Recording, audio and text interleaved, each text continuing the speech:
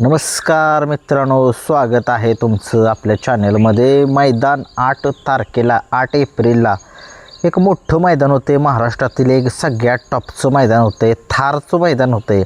हे मैदान जे आहे ते मुंबईमध्ये आहे आणि 3 फेऱ्याचं मैदानाचं नियोजन जे आहे ते आखण्यात आलेलं आहे. सगळ्या महाराष्ट्राला एक मोठ्या मैदानाची एक उत्सुकता असते. आता काही ठिकाणी नुसती पब्लिसिटी केली जाते अशी सगळी लोक म्हणतात, तसं काही नाही आहे. मुंबईमध्ये असं नाही काय चालत आणि मुंबईमध्ये रितसर मैदानं होतात. आणि आता बघूया त्या रितसर मैदानामध्ये नक्की बकासूर आणि मथुर या बैलगाडा शर्यत क्षेत्रातील एक टॉपची 2 नंदी, ज्या बैलांच्यामुळे सध्या महाराष्ट्रामध्ये बैलगाडा शर्यत बघण्यासाठी लोकांना भाग पडले. या दोन्ही नंदींनी बाकीचे सगळे नंदी आहेत, परंतु या दोघांची खूप क्रेज थोडीशी वेगळीच आहे. आणि उद्या आता जे 8 तारखेचं जे मैदान आहे, चला मग सुरुवात करूया. असे कोणते पैरे असतील या दोघांचे? एक फिक्सच पैरे असतील मला असं वाटते चर्चाच, कारण की जसा तुम्ही अनुभव घेत राहाल त्याच्या पद्धतीनंच ते समजतं. सुरुवात करतो आहे आता मथुरपासूनच. मथुरचा पैरा कोण असेल त्या ठिकाणी थारच्या मैदानामध्ये? आता तुम्ही बघितलं या बैलगाडा शर्यत क्षेत्रामध्ये कुमार रणवीर राहुलभाई पाटील आडवरीकल कल्याण यांच्या धावणीमध्ये आत्ता एक टॉपचे नामांकित नंदी आहेत. मथुर आहे, एलियन आहे. एलियन तिकडं घोडागाडी शर्यतीमध्ये गेलेला आहे, तो लवकरच येईल, परंतु तो आल्यानंतर त्याचा पैरासुद्धा सांगू आपण कोण असेल. तत्पूर्वी मथुरचा पैरा आपण बघूयात. मथुरचे एक 2 ते 3 अंदाजित पैरे आहेत. त्या तिन्हीपैकी किंवा 2 पैकी मथुर आपल्याला त्या मैदानामध्ये पळताना दिसू शकतो. तर मथुर कोणासोबत पळू शकतो? मथुर हा समाजसेवक संतोष तोडकर ठाणे विटावा यांच्या सुंदर 11-11 सोबत पळताना दिसू शकेल. आता सगळे म्हणतील की सुंदर 11-11च का? कारण की तुम्हाला माहितीच आहे आदतमध्ये ज्यावेळेस सुंदर असताना मथुरसोबत कशा पद्धतीनं तो पळत होता. आणि सुंदरसुद्धा आता सगळ्या महाराष्ट्राला माहीत आहे, तो एक गुलालाचा बेताज बादशाह आहे. तो सुद्धा असे टॉपच्या नंदींपैकी एक नंदी मानला जातो आणि चांगल्या मैदानामध्ये त्याने चांगली कामगिरीसुद्धा करून दाखवलेली आहे. आणि मला असं वाटतं की ही जोडी राहुलदादांचं याच्यावरती बोलणंसुद्धा झालं असेल समाजसेवक संतोष तोडकर ठाणे विटावा यांच्यासोबत. कारण की तुम्हाला माहिती आहे कासेगावचं जे मैदान झालं होतं त्या मैदानामध्ये कासेगावच्या मल्हार आणि मथुर ही जोडी आपल्याला पळताना दिसली होती. त्या जोडीनं बघितलं तुम्ही थोडीशी घासाघाशीमध्ये थोडासा निकाल जो आहे तो लखन घेऊन गेलेला होता. पण शेवटी आपण ही समजून घेतलं पाहिजे, मथुरचं वय होत आले तरीही तो पळतोय. त्याचा इतिहास खूप मोठा आहे, त्याचा इतिहास एक खूप मोठा आहे. आणि लखन आत्ताशी आला आहे, 1-2 मैदानं मारले म्हणून काय मोठा होत नसतो. लखन एक चांगला नंदी आहे, परंतु ते मैदान त्या दिवशी झालं त्यामुळे जरा थोडंसं मनातून गेला. हा नंदी चांगला आहे, परंतु ती लोक त्या दिवशी तुम्ही बघितलं, परवा दिवशी जे मैदान झालं त्या बैलाचा मृत्यू झाला. त्या मैदानामध्ये तुम्ही शांततेत कालवा न करता गाणी न लावता आनंद साजरा करायला पाहिजे होता, परंतु ते DJवरती नाचले फायनल झाला. तरी हे कितपत चांगलं आहे तरी तुम्ही सर सांगा.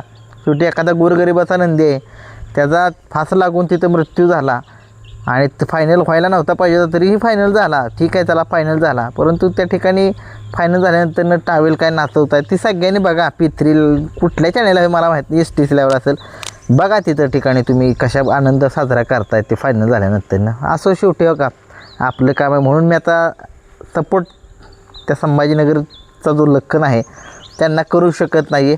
आणि फॅनमुळे आपल्याला तो बैल नाही आवडत. बैल चांगला आहे, फॅन्स नाहीत चांगले.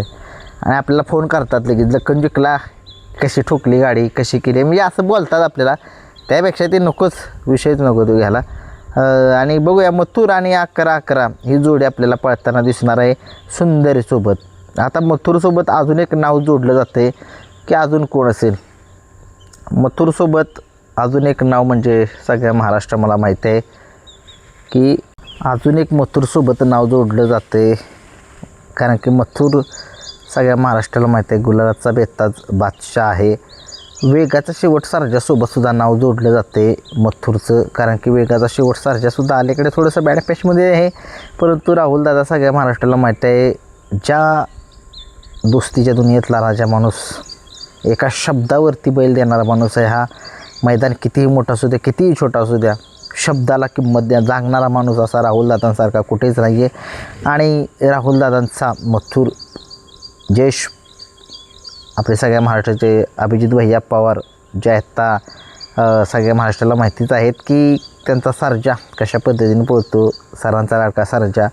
आणि काल तर त्या सर्जानं असा धिंगाणा घातला, काल तो सेमी का काय सुटून गेला, ते गावलाच नाही. फायनलला सगळे म्हणतील की का पाळला नव्हता, तेच कारण आहे, तो गावलाच नव्हता. शेवटी गावला तो आहे, व्यवस्थित आहे. असला सर्जा हँगाडा बैल आहे, म्हणजे पळतो म्हणजे त्यालाच कळत नाही आपण किती पळतो आणि काय नाही. मार्का तर लय आहे सर्जा.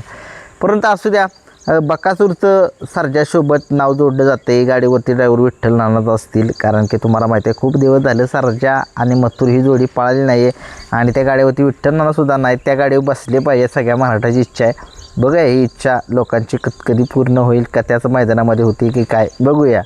सगळ्यांना माहितीच आहे की काय पळतो मथुर सर्जा. आता 2 पैरे तर मी सांगितलं, अजून एक पैरा मला एक शंका निशंका वाटते. मथुर एलियनला घेऊन सुद्धा पळू शकतो, कारण की एलियन घोडागाडी शर्यतीमधला आहे. तो 3 फेऱ्याच्या मैदानामध्ये कधी पळाला नाही. बहुतेक राहुल दादांनी त्याला सरावासाठी पाठवलं असेल 3 फेऱ्याच्या मैदानासाठी. काय सांगू शकत नाही, राहुल दादांचं डोकं सगळ्या महाराष्ट्राला माहीत आहे. कधी कुठला बैल घालतील आणि कधी कुठनं निकाल घेऊन जातील काय समजणार नाही. बघूयात, ते 3 पैरे मी सांगितले मी तुम्हाला. सुंदर 11-11, वेगाचा शेवट सर्जा किंवा एलियन, या तिघांच्यापैकी मथुरचा पैरा असू शकतो. आता वळूयात ज्या बैलाने संबंध महाराष्ट्र, सगळ्या महाराष्ट्राचं लक्ष बैलगाडा शर्यत क्षेत्रामध्ये खेचलेलं असा हा सगळ्या महाराष्ट्राचा कोहिनूर हिरा बकासूर त्या ठिकाणी थारच्या मैदानासाठी सज्ज. बकासूर कोणासोबत पाळणार आहे अगोदरच पायरा सांगतो, घोटचा सर्जा आणि मल्हार पाळणार आहे. त्याच्यामुळे बकासूर हा घोट सर्जाबरोबर मल्हारसोबत नाही पळू शकेल, कारण की या जोडीनं काल इतिहास केलेला आहे, अपराजित जोडी हरवलेली आहे. त्याच्यामुळे मल्हार आणि घोटचा सर्जाच पाळणार आहे जोडी. मग बकासूरसोबत कोण आहे? बकासूरसोबत नाव जोडलं जाते उर्मिलाताई माणिकशेठ गायकवाड, एकनाथ दादा कंदूरचा राजा हे नाव जोडलं जाते. वारंवार ताई मुलाखतीमध्ये सांगतात की आम्हाला ही मुलाखत जी आहे ती बघायची.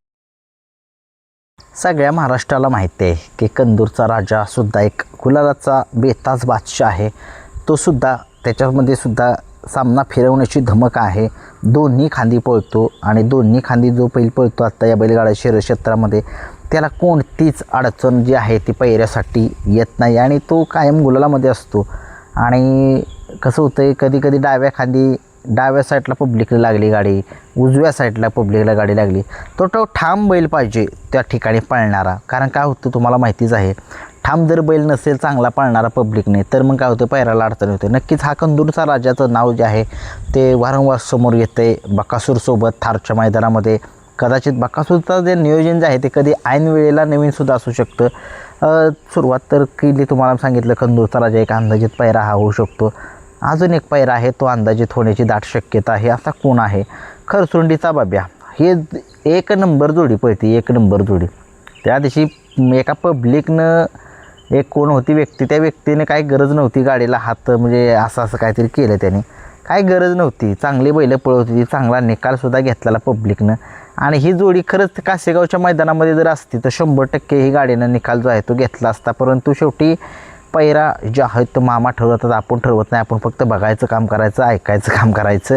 आणि ह्यासुद्धा एक सगळ्या महाराष्ट्राला माहीत आहे, हा जोड जिथं जिथं पळाला तिथं चर्चा असतेच आणि टॉपच्या गाड्या मारण्याची धमक या जोडीमध्ये आहे. आणि त्या मैदान जे आहे ते काळ्या मातीचं रान नाही आहे, लाल मातीचं रान असतं मुंबईचं.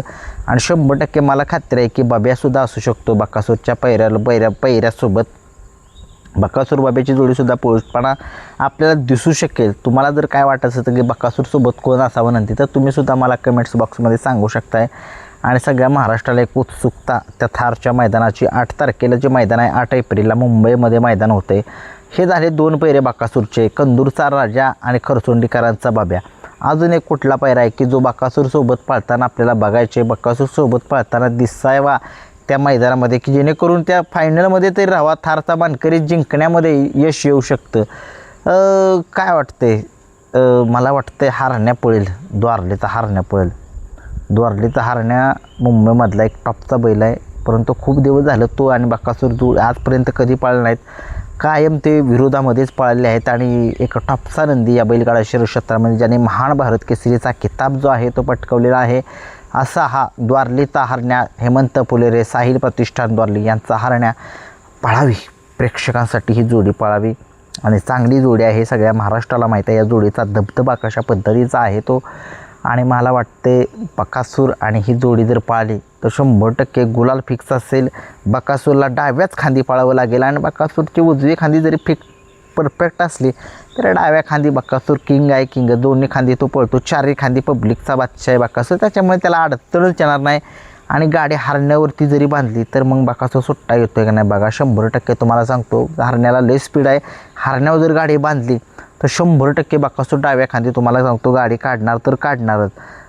बघूया आता, शेवटी थार आली पाहिजे बकासूरच्याकडे. खूप दिवस झालं थार आली नाही बकासूरकडे. श्रीनाथ केसरीला वाटलेलं येईल, परंतु शेवटी त्या लखनने बाजी मारली. नशीब बघा लखनचं, आतनं गाडी येऊ द्या, पब्लिकनं गाडी येऊ द्या, गाडी खेचतो तर खेचतोच लखन. पळणारा बैल आहे शेवटी, तो पळणारा बैल कुठूनही पळू शकतो, त्याच्यामुळे अंगामध्ये रग आणि धमक आहे तो. परंतु असू द्या, चला. थारचं मैदान जे आहे ते 8 तारखेचं मैदान जे आहे ते मुंबईच्या मैदान आहे ते 6 तारखेलाच लाईव्ह लॉट निघतील त्यांचे, कारण की त्यांचं माहीत आहे आधीच 1-2 दिवस आधीच लॉट काढते ती. ठीक आहे, चला. हे माझे एक अंदाजित बकासूरचे आणि मथुरचे पैरे मी तुम्हाला सांगितले. तुम्हाला जर काय वाटत असेल तर तुम्ही सुद्धा कमेंट्स बॉक्समध्ये सांगा. व्हिडिओ आवडला लाईक शेअर सबस्क्राईब करा. धन्यवाद.